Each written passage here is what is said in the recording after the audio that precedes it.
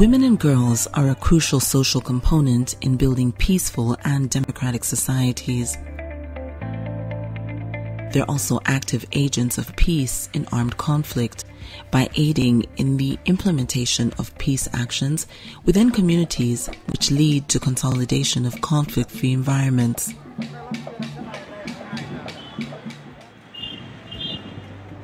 AMISOM has played a major role in creating an atmosphere of stability in Somalia, which has enabled the Somali people to uphold the protection of women and girls. Violence against women and girls exists in all societies and is often compounded by humanitarian crises.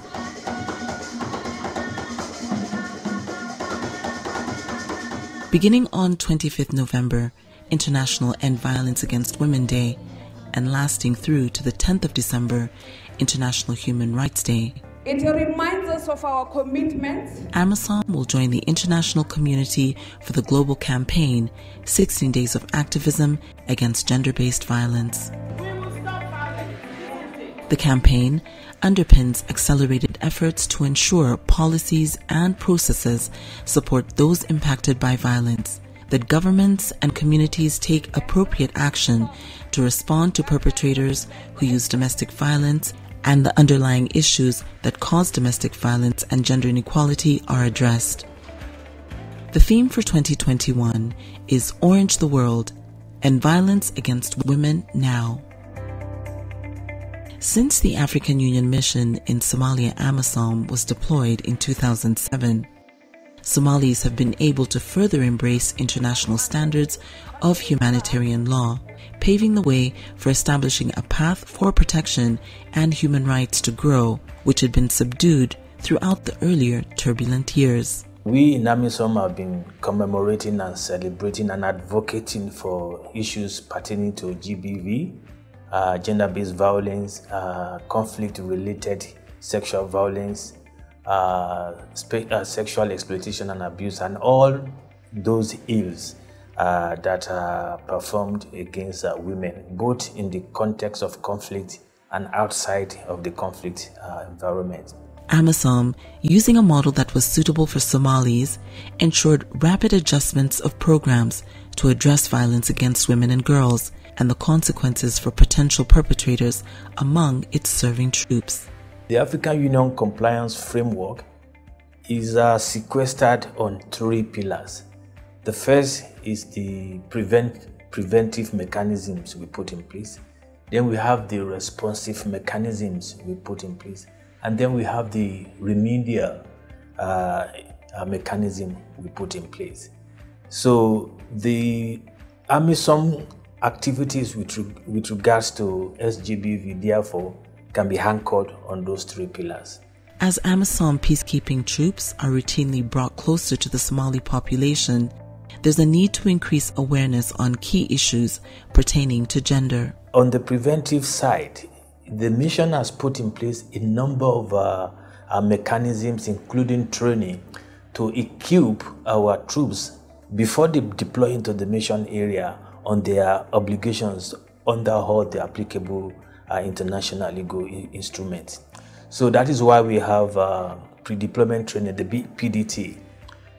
During the PDT, our operational commanders are reminded of their obligations under applicable law. All manners, gender issues, women protection issues, child protection issues are mainstreamed into our PDT. And that is why during the PDT we have sessions on SEA, SGBV, conflict-related sexual violence, gender, women, peace and security, and all those issues. We have what we call the Civilian Casualty Tracking Analysis and Response Cell, the CCTAG. The CCTAG is a cell within my unit which actually scan for allegations of right violations against AMISOM troops in Somalia. Together with Somali's federal government, AMISOM and its presence in various areas of operations seeks to increase protection, human rights, and gender through the police component, making inroads into people-led community structures. One notable achievement of the Joint Operations Centers has been the establishment of a Women's Situation Desk, WSD, at the various centers across the country in order to protect women and citizens against all forms of violence. Some of the steps that we've taken up as AMISOM Police and AU is to try and establish the gender desks and women and child protection units in all sectors, that is in all stations in Mogadishu, Baidoa, Kismayo and others.